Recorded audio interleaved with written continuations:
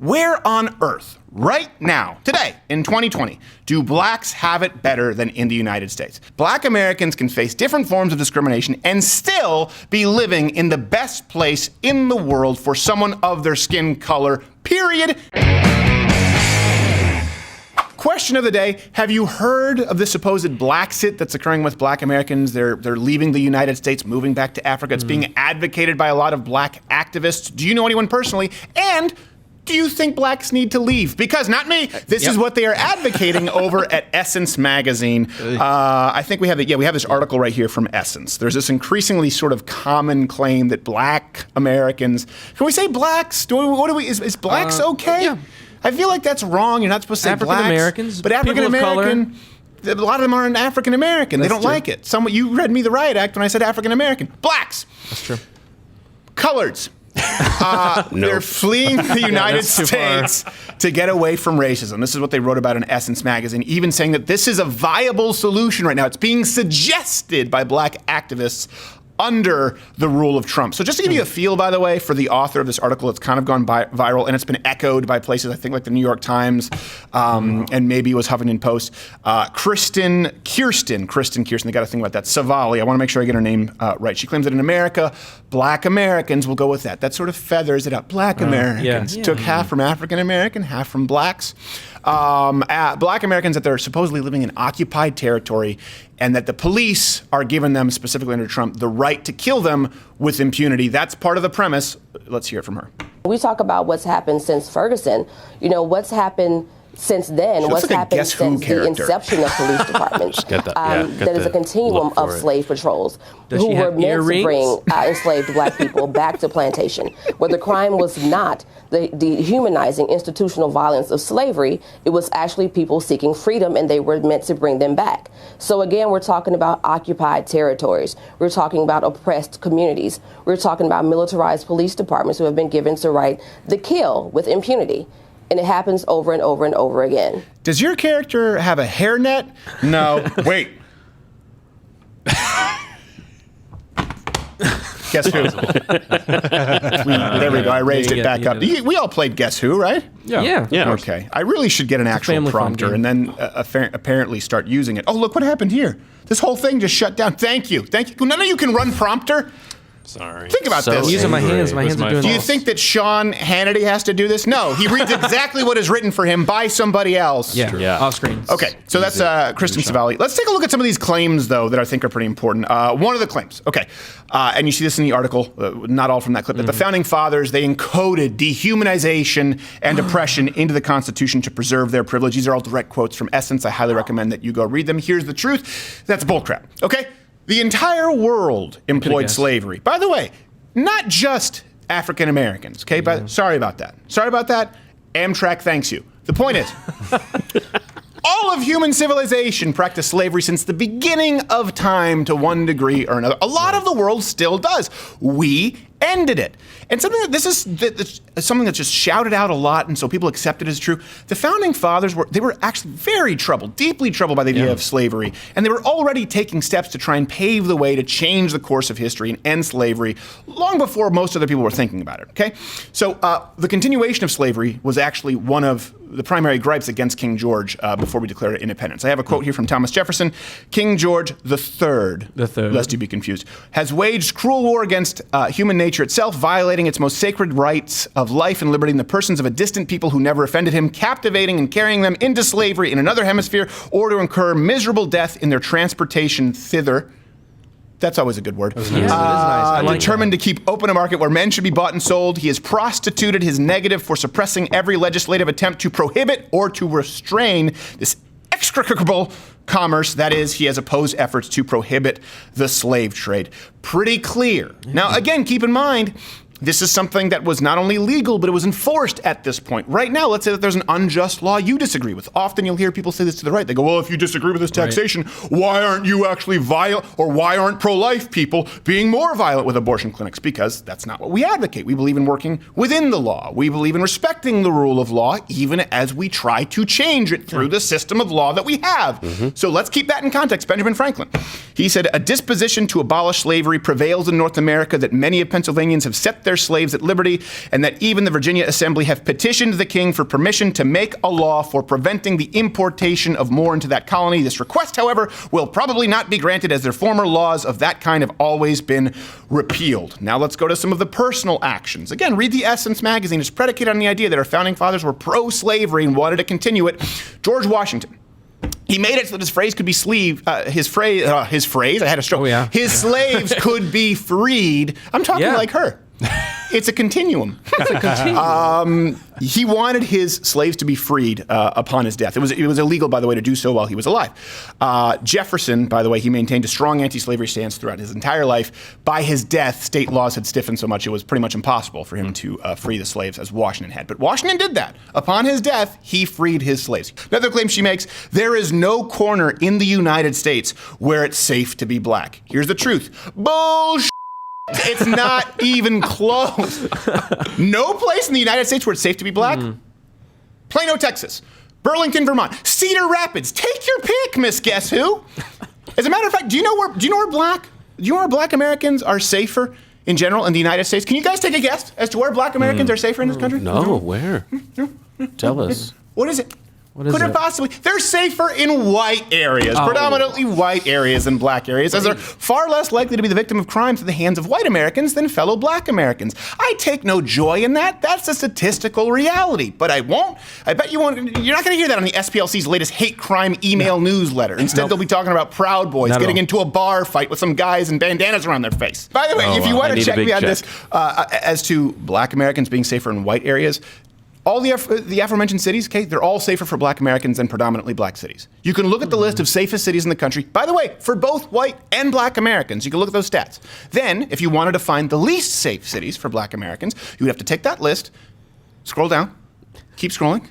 The least safe, that would be Detroit and St. Louis. Yeah. And I don't know which I think Detroit is worse, but you guys have it pretty bad. Yeah, St. Louis is This is the part where you argue for the check and you say, no, St. Louis is worse, but yeah, St. Louis is definitely but not deep down, worse. we all know. We all know. And a good point is that's not a race thing, but I'll tell you what is where you could attribute something here to race. You could attribute the voting bloc, and not black Americans, because you look at the changes in the voting bloc under Donald Trump, but the activists, like this writer for Essence magazine, and like the activists who've tried to speak for the black community to instate policies that have systematically destroyed them. The problem is a lot of these people are not really representative of black Americans. Go ask black Americans right now if you could pay for a free ticket for them to go to any country outside the United States to live forevermore. No one would take it. So someone like this, let's be really clear here. She doesn't speak for most black Americans, nor do the BuzzFeed boldly lesbians. We need to be really clear about this. I feel like black people in the media, unfortunately, are often represented by social justice warrior leftists,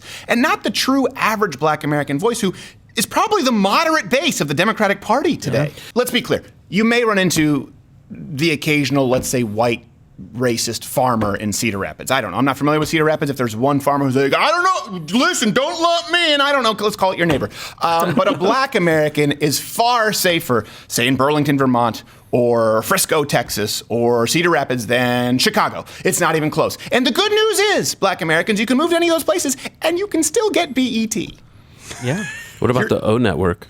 I'm not entirely familiar with the O Network, but I know who she is, but I've never watched it. That being said, I'm sure there's a package available for that. Yeah. See, all the white people, they get to watch their Matlock, and you, black Americans, Christians, you can watch your Family Matters or your Mo apostrophe Neek. Big Tech has something for everyone. By the way, hit the notification bell if you're subscribed, because subscriptions don't mean a whole lot these days. Hit all notifications. And we also have the channel Crowder Bits up on YouTube, which is ironically, I think, monetized, and this channel is not. Can't make sense of it? Steven, don't even try to. Don't talk about Mug Club, we're funded by mugs, not a foreign caliphate. Here's another claim. The term Blaxit is used, and she uses this in her article in Essence and talks about it. The term Blaxit is used to describe black Americans leaving the country due to racism to live somewhere else. And this is important because this person is brought on to television programs to talk about the Blaxit. So this term is used, and what does that assume? It assumes that it's actually going on. A Blaxit, which is coined by activists. It's not. Statistically, there is no Blaxit. Funny story, actually. Funny you should ask, viewer who I can't speak with, but I can spy on your webcam because you don't have a sticky note or use ExpressVPN. Under President Donald Trump, the single fastest growing group of illegal immigrants is Africans. Look at that. With the number of African immigrants growing at a rate of almost 50% from 2010 to 2018. And a third of those were just Obama's half-brothers. Oh, so much family. Those guys are good. A lot of family. He doesn't even know all that much. It's a big family. That's great. Dreams of his father.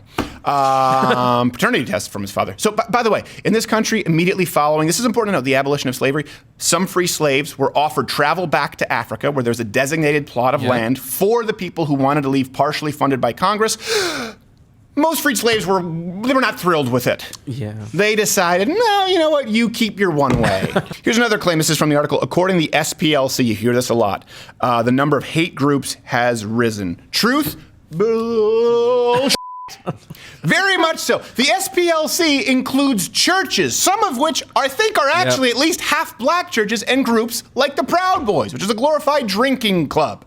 There aren't more actual hate groups. They've just broadened their definition. Second, a review using the same methodology, that we're talking about here, is these widely touted hate crime studies. Right. Here's a surprise. Here comes some cold water. It showed that Clinton's rallies were linked to an even greater rise in hate crime. So either the methodology is flawed or Hillary is 100% neo-Nazi. She just saw Dershowitz. She has that Gestapo look in her eyes. Someone get the Valium pen, calm her ass down. I mean, it's just remarkable to me. We're supposed to believe that Hillary Clinton is Ed Furlong in American History X. I don't believe that's the case. I don't think that Hillary Clinton having a rally where nobody shows up or Elizabeth Warren is equivalent to someone being curb stomped in a hate crime. But if we're using your standards, you're worse. Yeah. Okay, here's another claim. The article, right, it goes on to cite that black Americans living in places like Ghana and Qatar, that they should be places where black Americans maybe should move to achieve a higher standard of living and less discrimination. They argue that some black people have moved to these countries. The truth about all, it's complete bullcrap. The quality of life is far, far lower in places like Qatar, despite what Clockboy tells you. And they still have indentured servitude to this day. What happened to the slavery argument? Under the Qatar, they have these thing called sponsorship laws, okay? Sponsors can, I want to make sure I get this right, cancel workers' residency permits, prevent them from changing employers, deny them permission to leave the country, and they can report them to the police if they do so. There are similar laws in the UAE, other countries in the Gulf states. By the way, women in prison in Qatar, while we're not just talking about people of different races, women sentenced for being raped, sentenced to prison for being raped. I want to make sure that I'm clear. This is not hyperbole at all. An actual quote, a court handed down a suspended 1-year imprisonment sentence for engaging in extramarital sex and deported her. It also sentenced the man accused of raping her with 100 lashes for having extramarital sex and 40 lashes for drinking alcohol. So and this is what's important, not just that she was punished for being raped. They acknowledged that she was raped because they punished the man for raping her. But he was punished less severely than the woman who was raped. And 40% of that same punishment was just because he drank alcohol. Right, exactly. So if you just do the transitive property, raping is, if you drink 2 bottles of alcohol in that nation, it's much worse. It's the equivalent of rape. Listen, I just want to figure out my risk-reward ratio here. If I rape her, I will be punished about 2 shots of Jägermeister. Okay, that seems like a fair trade. 40 lashes, all right, okay, this is going to hurt. So, something else, Blaxit, that didn't get too dark, I don't really care. This whole segment is dark. I hate that we have to talk about this. I hate that I have to acknowledge someone who's a leftist activist claiming to speak for black Americans, telling black Americans they should leave this country because people like us want to harm black Americans without impunity. It is just mind-numbing to me. And you know what that does? That breeds more hatred with young black Americans. If they see their people in charge saying that all the time, they're going to believe that people like us hate black Americans and want to harm them. We don't want that. We don't want to see that for anybody. They cite examples of blacks living in Egypt, Vietnam. So let's go. The average yearly income in a place like Vietnam is $2,300. For Ghana, it's $2,100. Egypt, you up it a little bit, $2,800. That's annual income. So let's get this straight. This author and proponents of the Blaxit movement and the people on the media who host them in their little, 3-sectional views, despite them being in the same studio. This author and these people, they're advising blacks to move to places not only where slavery is effectively still practiced, but where the yearly income is less than $3,000 a year. Right? While the median yearly income in the United States has increased more than $4,000 under Trump. It's increased more than the total salary, total income of people in these countries. And I get it, but if you go over there, where are you going to buy your sweet kicks?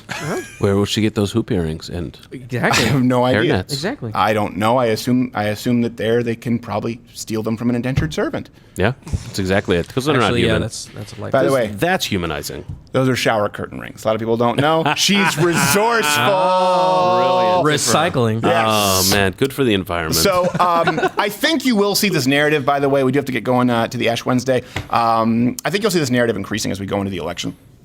Especially, by the way, if Bloomberg is still in the race, because the argument on race I think it'll become even more heated if it's Bloomberg. If it's Pete Buttigieg, expect more accusations. The argument will center around homophobia. Just like, remember, everyone who voted against Obama was branded a racist, and then that switched to sexist overnight when Hillary Clinton was running.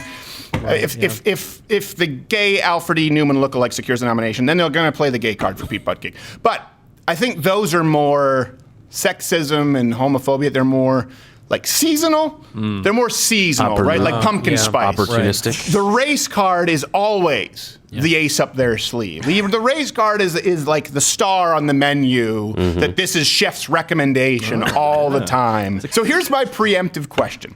Let me ask you this. Genuine question. Where on earth, right now, today, in 2020, do blacks have it better than in the United States? Let me be clear. Is there some discrimination? Of course. To what degree? That's a conversation, and it's one that I think that we should have. That's where it's a productive conversation. Are there individual racists? Absolutely. Court of Black Garrett is proof.